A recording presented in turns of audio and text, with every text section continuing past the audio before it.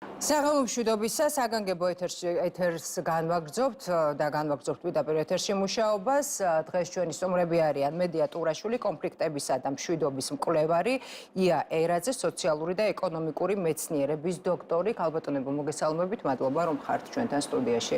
სტუმრად აქციების მე-15 დღე დაიწყო, ხელისუფლება პოზიციების დათმობას არ აპირებს, რასაც უყურებთ, პოზიციების დათმობას და უკან დახევას არ აპირებს, მათ შორის ოპოზიცია და ცხადია რომ პირველი შეკითხვა სწორედ მიმდინარე აქციებს და რუსთაველის გამზირზე შეკრებილ საზოგადოებას და მათ მოთხოვნებთან დაკავშირებით მაქვს. რასაც ვუყურებთ, ასევე პროტესტის სადავეების ხელშეაღებას არც ერთი პოლიტიკური ძალა ჯერჯერობით არ აპირებს.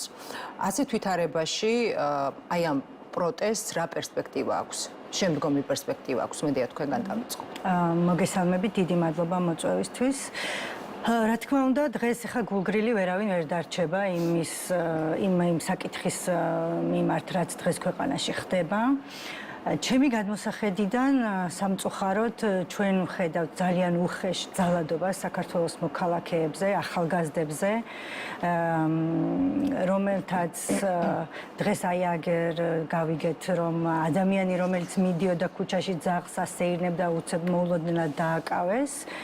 და რეალურად აი არჩევნებიდან ერთ კვირაში ის ხელისუფლება, რომელიც გვპირდებოდა მშვიდობას, ეს ხელისუფლება არჩევნებიდან ერთ კვირაში რაღაცნაირი ტიპის ომში შევიდა საკუთარ მოქალაქეებთან. და დღეს გვყავს ჩვენ 400 დაკავებული, საიდანაც 300 ადამიანი არის ნაცემი და ათეულობით არის ნაწამები. და ამას სახალხო დამცველიც ადასტურებს, ხო, ამ წამების ფაქტს. ჩვენ ხელისუფლება გვპირდებოდა მშვიდობას, მაგრამ არჩევნების შემდეგ მივიღეთ სიტუაცია, როდესაც სადავეები ხელში აიღეს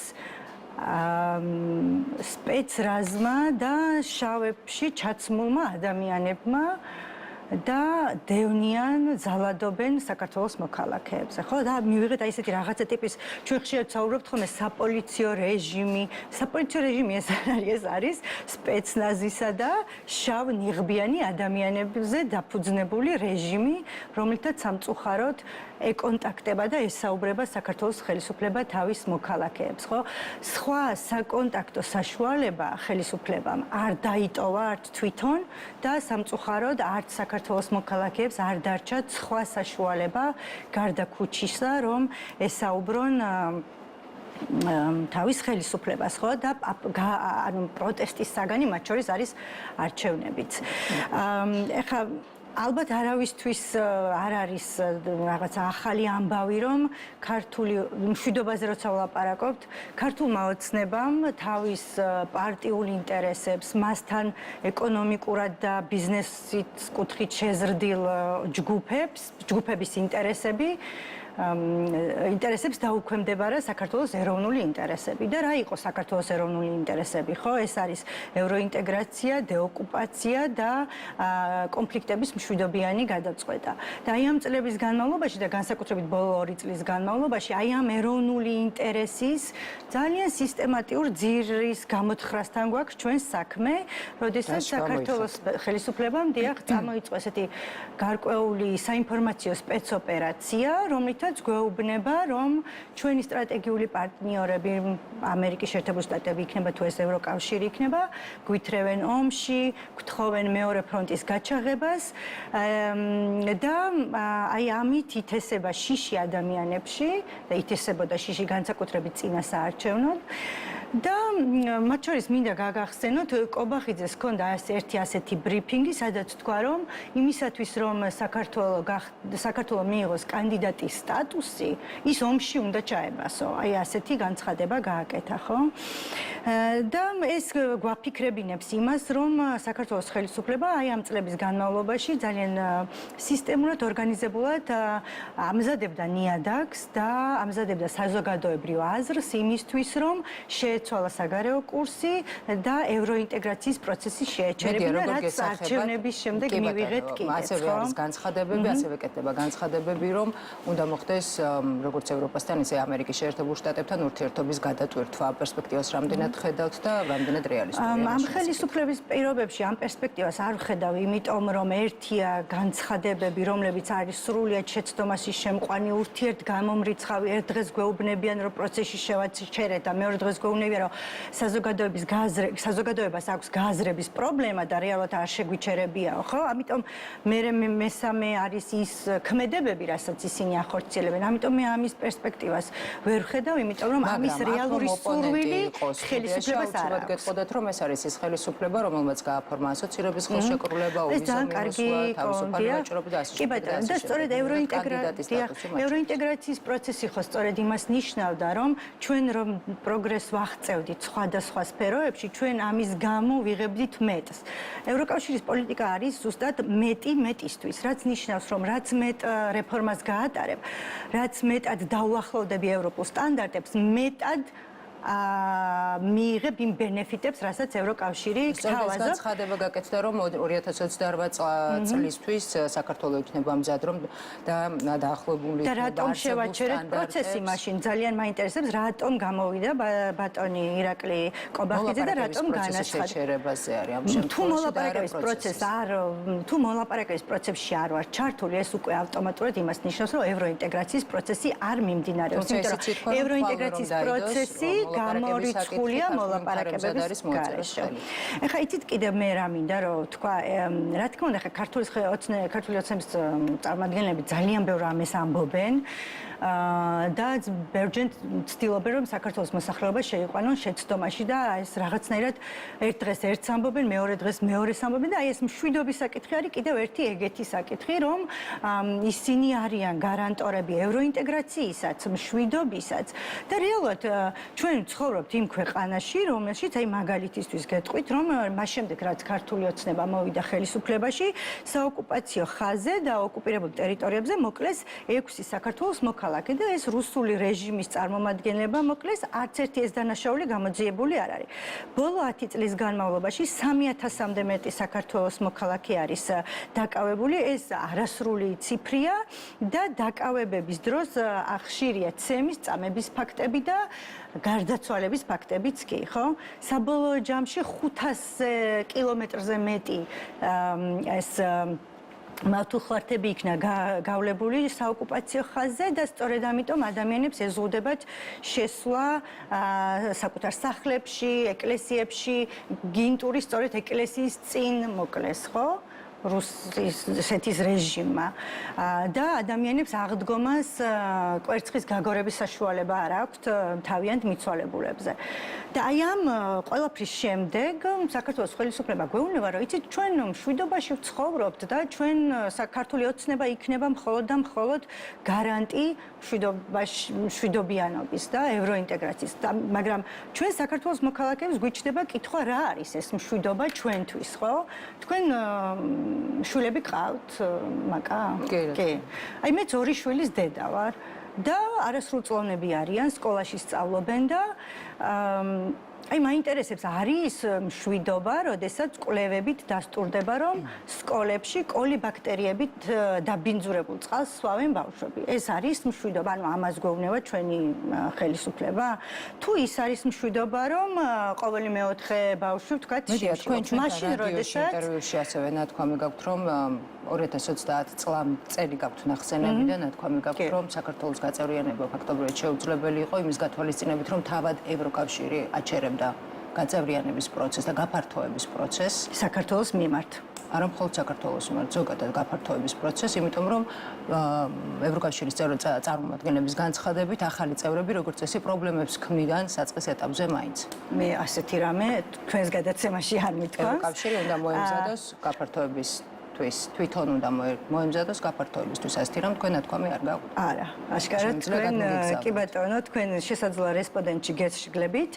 2030 წელი შესაძლოა მაქვს ნათქვამი თქვენს რომელიმე გადაცემაში და 2030 წელი არის ის წელი, რაზეც თვითონ ევროკავშირი საუბრობდა და ამ წლისთვის დიახ ის თავის კანდიდატ წევრებს სთავაზობდა პროგრეს რეფორმებში იმისათვის რომ მათ მიეღწიათ იმ გარკვეული სტანდარტებისთვის, რასაც აღწევენ ხოლმე და რაც უნდა მიაღწიოს წევრმა ქვეყანამ. ხო, მაგალითისთვის ახლა მოლდოვის შემთხვევაში ძალიან ბევრი ექსპერტი საუბრობს, რომ მოლდოვისთვის 2030 წელი მართლაც შეიძლება რეალური იყოს. ევროკავშირისთვისაც გაფართოების პროცესი არის მტკივნეული, რადგან ახალი წევრები ქმნიან გარკვეულ პრობლემებს. ეს არის თქვენი ფრაზა. სიტყვა.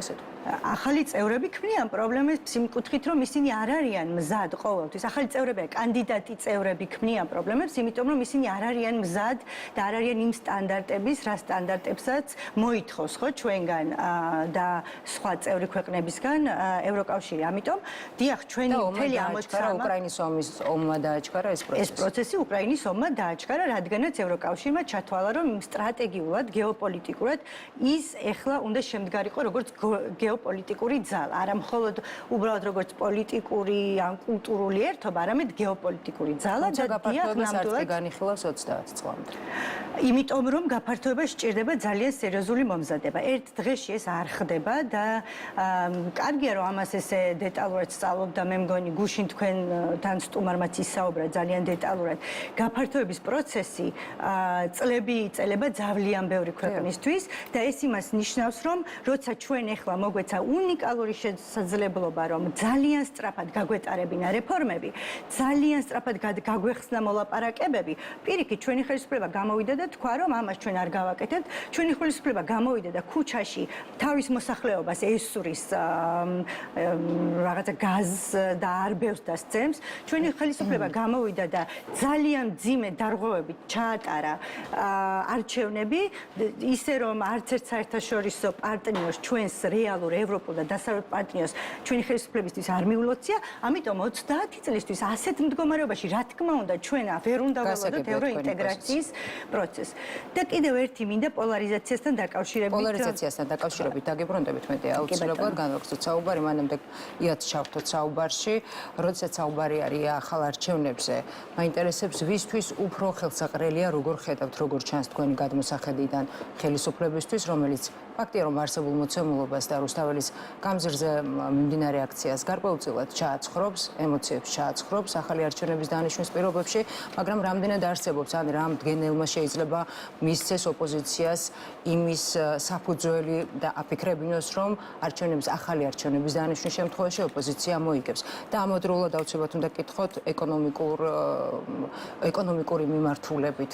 ზოგადად არასტაბილური გარემო როგორ ისახება ეკონომიკაზე და რა შეიძლება მოიტანოს ამან.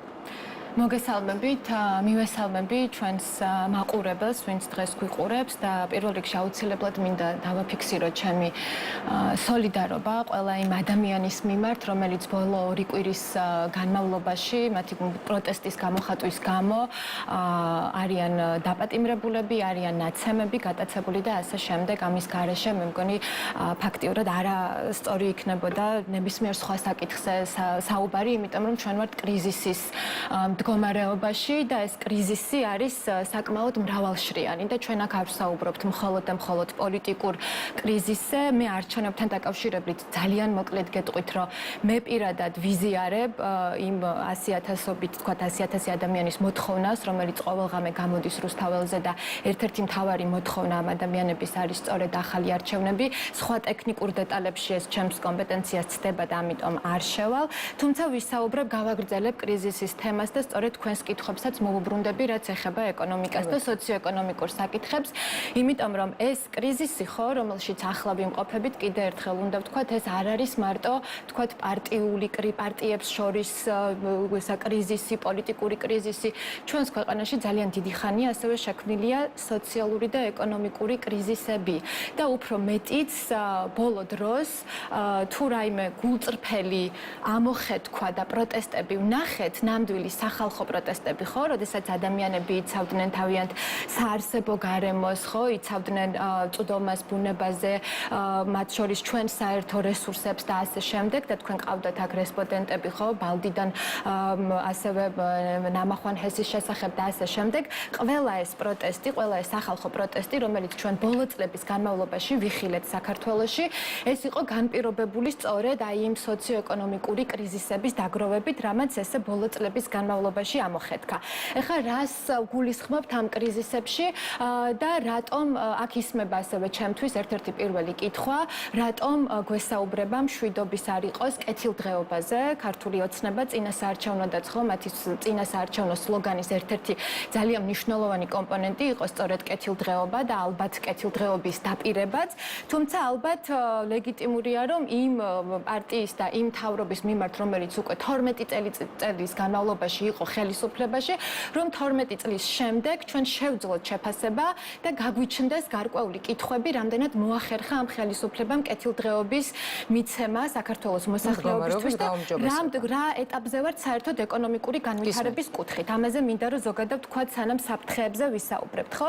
როდესაც ეკონომიკურ განვითარებაზე ვსაუბრობთ, აქ ჩვენ უნდა საერთოდაც რომ გვერდზე გადავდოთ ეკონომიკური განვითარების არაწმინდად ეკონომიკური ასპექტები, ხო? იქნება ეს სოციალური, ეკოლოგიური, კულტურული ასპექტები თუ ასე შემდეგ და თუნდაც კონცენტრირდეთ მხოლოდ და მხოლოდ ეკონომიკურ ასპექტზე, ხო? აქ ჩვენ ძალიან ხშირად გვესმის განსაკუთრებით პანდემიის შემდგომ პერიოდში ქართული ოცნების მხრიდან იმაზე აპელირება, როგორ იზრდება ჩვენი ეკონომიკა, რომ გვაქვს არნახული, ორნიშნა ეკონომიკური ზრდა და აი ამ ესე ვთქვათ სიგნალი, აი ამ მესიჯებით ცდილობენ იმის წარმოჩენას მათი მოსახლეობის წინაშე, რომელმაც ძალიან კარგად იცის, რომ ეს აი ეს სტატისტიკა და ეს თუნდაც ორნიშნა ეკონომიკური ზრდა მათთვის არაფერს არ ნიშნავს. ამას გარდა ეს საერთაშორისო ვთქვათ სამეცნიერო წრეებშიც უკვე ძალიან მოძველებული მიდგომაა, რომ ეკონომიკური განვითარება გაიზომოს მხოლოდ და მხოლოდ ვთქვათ მთლიანი შიდა პროდუქტის გაზრდით, ხო? და ის, რასაც მე ვიტყვი და იმ პრობლემებს, რომელსაც მე ჩამოვთვლი, როდესაც ვსაუბრობ იმაზე, რომ ჩვენ კეთილდღეობა ქვეყანაში არ გვაქვს, ისევე როგორც მშვიდობა არ გვაქვს, ხო? სამწუხაროდ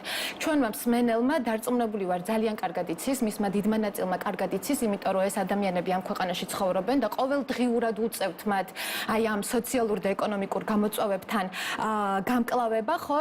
ჩვენ ვსაუბრობთ რაზე? ჩვენ ვსაუბრობთ იმაზე, რომ ბავშვებს შორის თქვა ციგარიბე 0-დან 16 წლამდე ჯერ კიდევ საკმაოდ მაღალ დონეზე რჩება, ხო? ეს არის 16%. ჩვენ ვსაუბრობთ იმაზე, რომ მოსახლეობის 18%, რაც ნიშნავს თითქმის ყოველი მეხუთე ადამიანი დამოკიდებული არის, ხო, სოციალური შემწეობის სისტემაზე და ასევე სახელმწიფოს დასაქმების პროგრამაზე.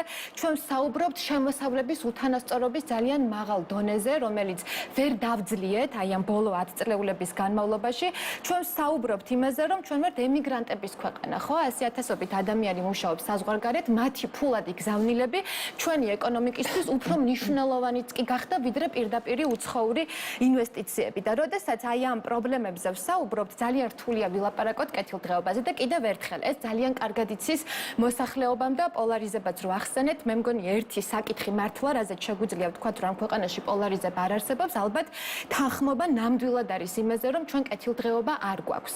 ხო? მაგრამ ჩემი მიზანი, ხო, აი აქ მოსვლის და აი აქ გამოსვლის თუნდაც არის არა ის, რომ მოსახლეობას კიდევ ერთხელ შევახსენო თუ რა გამოწვევების წინაშე დგანან ისინი, მოსახლეობის უდიდესი ნაწილი, არამედ მე ვხედავ უკვე სერიოზულ საფრთხეს და საშიშროებას იმისა, რომ საქართველოს მოსახლეობის დიდმა ნაწილმა შეიძლება აი ამდენ წლიანი და 10 წლეულების უარყოფითი გამოცდილების გამო გაუჩნდეს ფიქრი და გაუჩნდეს განცდა იმისა, რომ უბრალოდ შეუძლებელია უკეთეს ქვეყანაში ვიცხოვროთ, შეუძლებელია გქონდეს უკეთესი ეკონომიკა, შეუძლებელია გქონდეს უფრო მეტი კეთილდღეობა, ხო? იმიტომ რომ ჩვენ გვაქვს საკმაოდ მძიმე ისტორიული გამოცდილება და მართლა ეხლა თუ გადავწუდებით დამოუკიდებელი საქართველოს ისტორიას, მოყოლებული 90-იანი წლებიდან დღემდე და ამას ეკონომიკური განვითარების, ეგრეთ წოდებული განვითარების, მე ამას მოჩვენებით განვითარებასაც ვუწოდებთ, ჩვენ გვაქვს საქმე მოსახლეობის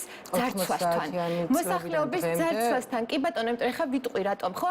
რა თქმა უნდა, ბევრი რამ იცვლებოდა, მაგრამ ერთი რამ, რაც არ შეცვლილა ბოლო 10 წლეულების განმავლობაში და მე თავისუფლებას ვაძლევ 90-იან წლებზეც ვისაუბრო, მიუხედავად იმისა, რომ ამ პერიოდში დავიბადე, იმიტომ რომ ვმუშაობ და ვიკვლევ ამ საკითხებს, თუ 90-იან წლებში ეს ძარცვა ხდებოდა, ხო, პრივატიზაციის სახელით, ასევე იქ სპეკულაციური საბანკო სისტემის სახელით, რომლებიც ითვისებდნენ 90-იან წლების დასაწყისში ადამიანების ფულს. ვარდების რევოლუციის შემდეგ ეს ძარცვა გაგრძელდა, ასევე უფრო ინტენსიური გახდა პრივატიზაცია, უფრო გახშირდა ეს ეგრეთ წოდებული სიმბოლურად, ერთლარად სახელმწიფო ქონებების გასხვისება, გაჩუქება ასე შემდეგ და ქართულმა ოცნებამ არ დაარღვია ეს ძარცვის ტრადიცია, მათაც გააგრძელეს და ამჯერად გამოვიდა ისე, რომ უფრო მეტი ყურადღება ეხლა არის მიპყრობილი საქართველოს ბუნებრივი რესურსებისკენ, ჩვენი წიაღისეულისკენ, რომელიც დიდწილად არის, თქვათ, გასხვისებული ან რუსულ კაპიტალზე, ოფშორებში დარეგისტრირებულ კომპანიებზე, ან ხო, ეს ძირითადად, თქვათ, თავად ან ხელისუფლების, ან მათთან დაახლოებული პირები სარგებლობენ განვითარების ამ შექმნილი მოდელით. დღეს ცოტა უფრო გაუმჯობესებულად და უფრო ფარულად შეიძლება ხდებოდეს ეს ძარცვის პრაქტიკები, მაგრამ ლოგიკა არ იცვლება, ხო? მე შემიძლია შემეძლო სხვა სიტყვებიც გამომეყენებინა, მიტაცება, მითვისება, გადაფორმება, ჩუქება, ოჯახის წევრებისთვის ჩუქება, მე მგონი ამაზე არაერთი ასევე არაჩვეულებრივი კვლევა თუ საგამოძიებო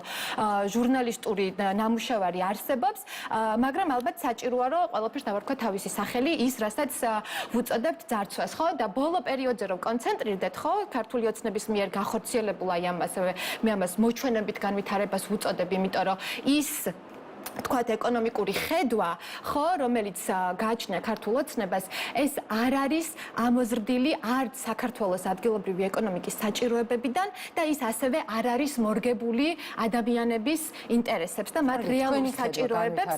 კი ბატონო, ეხლავე ვიტყვი და სწორედ ამიტომაც არის, რომ როდესაც მე უწევთ ხოლმე ახსნა განმარტება, იშვიათად, მაგრამ მაინც უწევს ხოლმე ოცნების წარმომადგენლებს განმარტება, რომ რას ნიშნავს ჩვენთვის, მოსახლეობისთვის ეს ორნიშნა ეკონომიკური ზრდა მაგალითად, ან როცა გვეუბნებიან, რომ გაუმჯობესდა ჩვენი რეიტინგები და სრულად გაუგებარია ხოლმე რა რეიტინგებზე არის საუბარი. კი ბატონო, ისმება შეკითხვა საზოგადოების მხრიდან, რომ როდის აისახება ეს ყოველივე თითოეული ადამიანის ჭიბეზე.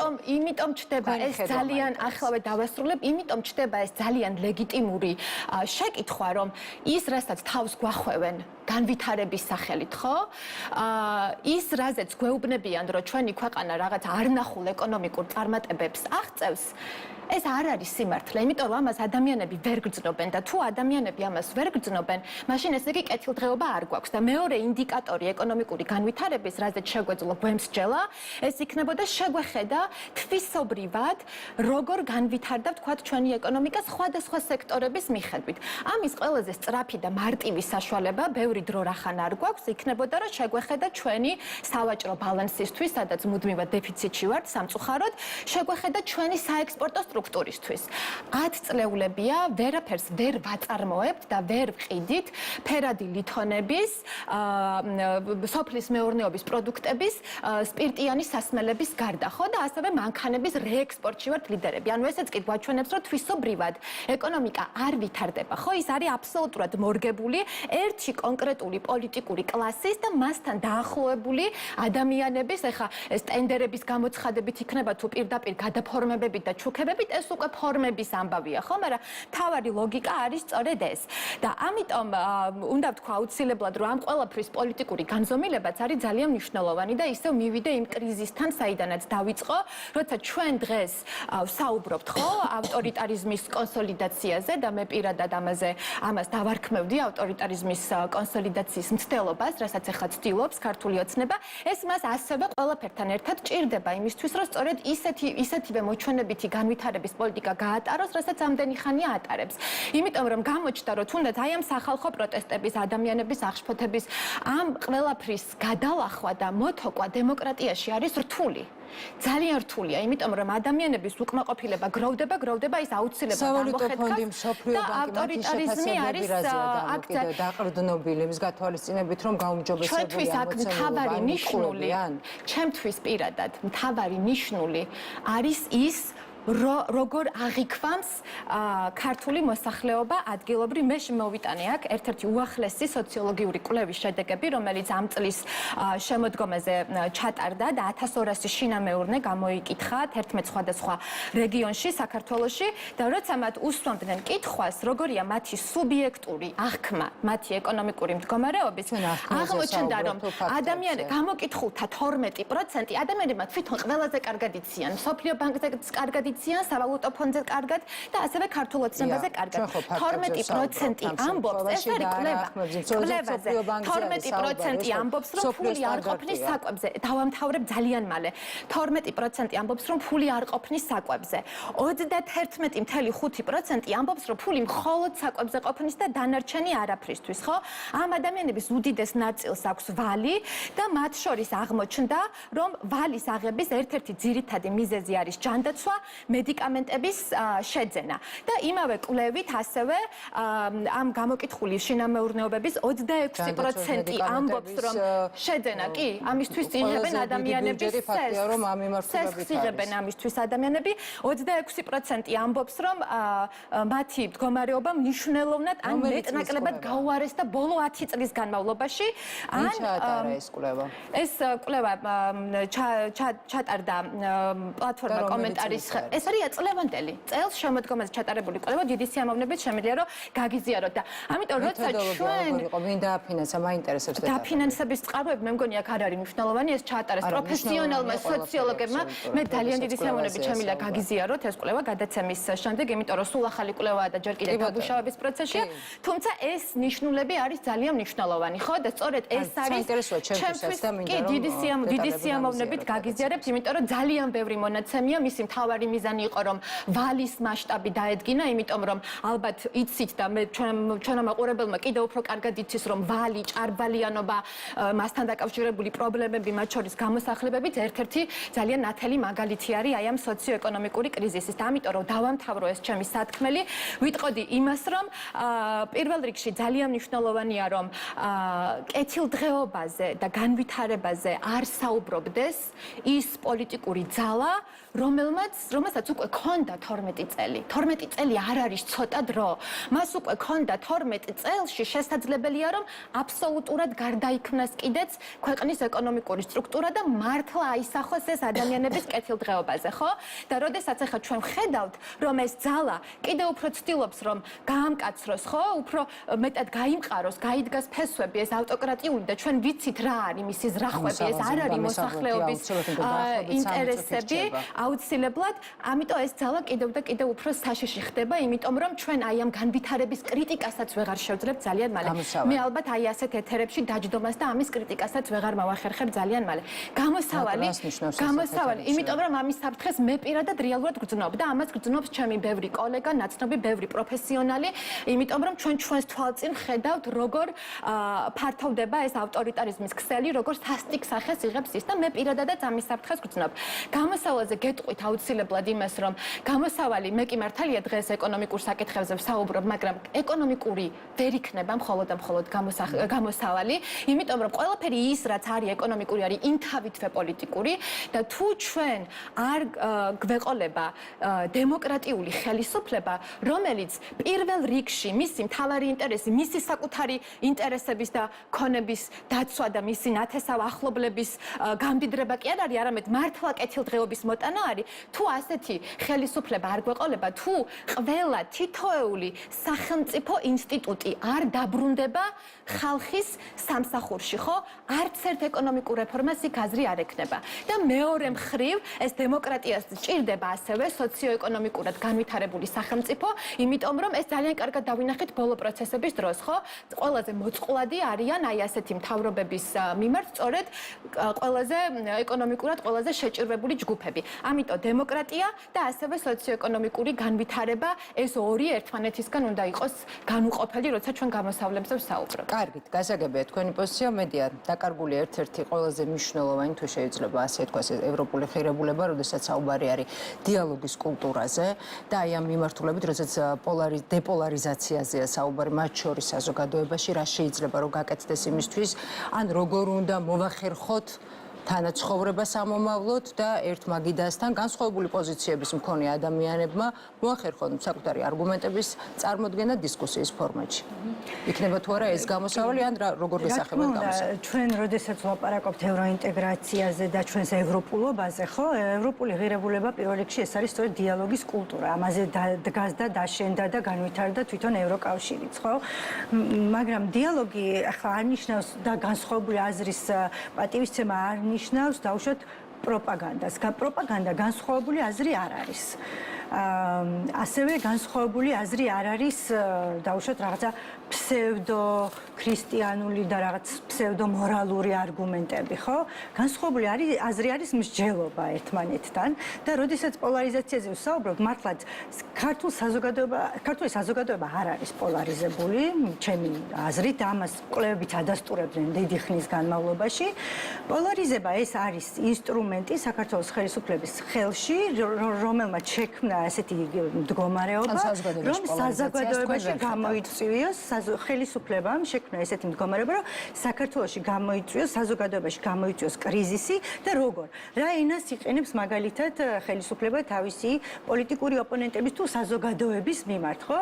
ეძახის მტრებს, ეძახის უსამშობლოებს, ეს ენა არის სიძულვილით გაჟღენთილი, ძალადობისკენ მიმართული, მტრის ხატის შექმნისკენ მიმართული და რა მივიღეთ შედეგად? აი გუშინ დმანიში ახალგაზრდა ქალს სახეზე ჩამოუსვეს სამართებელი და მიაძახეს გააჯვი ჩვენს ევროპაში. აი ასე, ბოდი, ნუ ეს ციტატა არის, როგორც წავიკითხე, ხო? ეს ხო არ არის მშვიდობა, არა? მაგალითად, ასევე მინდა მოგიყვანოთ გუშინ წავიკითხე, ასევე ერთ-ერთი ძალიან ცნობილი მამაო ამბობს აქციებზე მყოფ ადამიანებზე აი ესეთ რაღაცას. ისინი იქცევიან როგორც ეკლესიის მტრები და ღვთისმგმობელები. ესეთი ტერმინოლოგია ვერ მოგვიყვანს, როგორც არის. ასევე მინდა ერთი ძალიან მნიშვნელოვანი ლაშა ნაცვლიშვილი არის ქართული ოცნების ცნობილი პროპაგანდისტი, სხვათა შორის ის იყო ვალერი ხაბურძანიას მოადგილე და ვისაც ახსოვს ვალერი ხაბურძანია იცის რაზე გვაქვს საუბარი, ეს ასეთ ენას იყენებს. ჩვენ ცოტანი ვართ, ჩვენი გულისხმობა ეთყობა ქართული ოცნება და არ ვიცი მათი არ ვიცი ვის გულისხმობთ. ცოტანი ვართ, მაგრამ მოდი დავატოლოთ. ჩვენ ყავს რობიკო. თქვენ ყავთ ლუზერები და თulis სახე ჩვენ ყავს კვარა, თქვენ ყავთ ქოჩორა. და აი ესე ჩვენ თქვენ ეს რა არის? ჩვენ თქვენ რას ნიშნავს?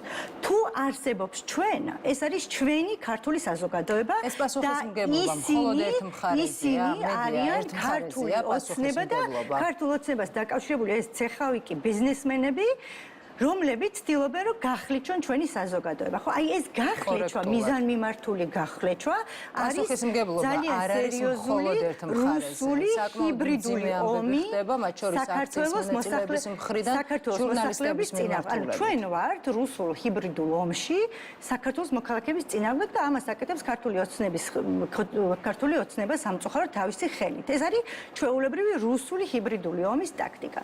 ეხლა რაც ეხება გამოსავალს ამას კი არა დიალოგი ახლა კიდევ ერთხელ მე ვიცახი დიალოგი აუცილებელია განსხვავებული არის აზრის სასიცოცხლო და აუცილებელია მაგრამ პროპაგანდა არ არის განსხვავებული აზრი ამის თქმა მინდა საზოგადოების დახლეჩვა საზოგადოებისთვის იარლიყის მიკერება არ არის განსხვავებული აზრი აი ამის თქმა მინდა და გამოსავალი რაშია ხო გამოსავალი არის სამართლიანობაში არ იქნება ამ ქვეყანაში მშვიდობა თუ არ იქნება სამართლიანობა. არ იქნება ამ ქვეყანაში მშვიდობა თუ ხელისუფლება ძალადობას გააგრძელებს საკუთარ მომავალ თაობასთან. თუ არ დათანხმდება ხელისუფლება ძალაუფლების გადანაწილებას არ იქნება მშვიდობა ამ ქვეყანაში. თუ ხელისუფლება არ დათანხმდება არჩევნების ხელახალ ჩატარებას, არ იქნება მშვიდობა ამ ქვეყანაში, ხო?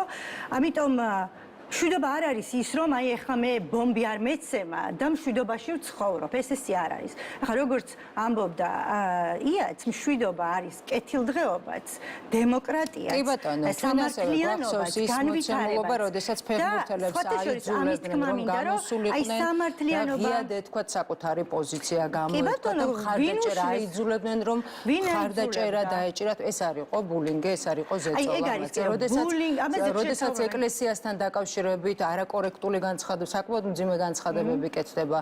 ეს პატრიარქის მიმარჩევრად ყოფილი განცხადებები კეთდება. ეს არის გამოხატვის თავისუფლება. მე ვერავიზე პასუხისგებლობას ვერ ავიღებ, ვინ რას ამბობს, მაგრამ მე იმას ვამბობ, რომ პროპაგანდა არ არის განსხვავებული აზრი. ანუ ეს ძალიან მარტივია. საუბრობთ, რომ ხელისუფლება აღვივებს, რატომ არ საუბრობთ იმაზე, რომ მეორე მხრისგანაც უხერხულია, როდესაც ეგმენტებად და მხარებად ყოფთ, მაგრამ რატომ არ ამბობთ ანალოგიურად მეორე მხრიდან რა ტიპის განცხადებები განცხადებები მე გეტყვით, რომ მე პირადად, აი როგორც საზოგადოების ნაწილი, როგორც მკვლევარი, როგორც სამოქალაქო სექტორში ჩართული ადამიანი, მე პირადად აი ასეთი იარლიყის მიკერება სხვა ჯგუფებისგან გარდა ხელისუფლებისა არ მქონია. მე როგორც არასამთავრობო ორგანიზაციის წარმომადგენელს, მე ხელისუფლება მეძახდა უსამშობლოს ეკლესიის მტერს, იმიტომ რომ მუშაობდი არასამთავრობო ორგანიზაციაში მაგალითად, ხო? ანუ პირდა აგენტებს მეძახდა. მიმართებაში არ გახსოვთ ამ ტიპის სამოქალაქო საზოგადოებაზე ვიძახი, ხო?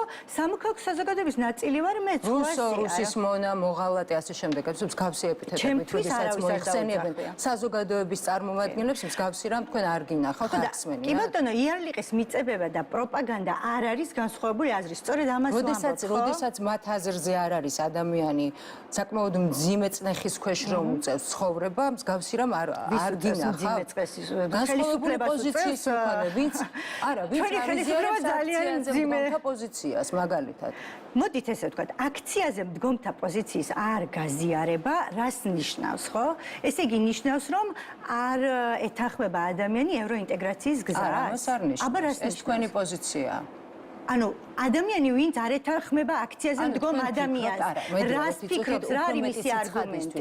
ანუ თქვენ ფიქრობთ, რომ ადამიანი, რომელიც არ დგას აქციაზე, ის არის პრორუსი. არა, რა თქმა უნდა, არ უნდა ევროპაში ინტეგრაცია. ამას ამბობ? ეგ სხვა რაღაცა. ევროპაში ინტეგრაცია ვისაც არ უნდა, ის შეიძლება იდგეს აქციაზე, არ იდგეს აქციაზე, მაგრამ აქციის მოთხოვნებს ეთანხმებოდეს, ხვდებით? ანუ ადამიანები, რომლებიც აქციაზე არ არიან დღეს, არ ნიშნავს, რომ აქციის მოთხოვნებს არ ეთანხმებიან. მაგრამ არ ეთანხმებოდეს მაგალითად ახალი არჩევნების დანიშვნას.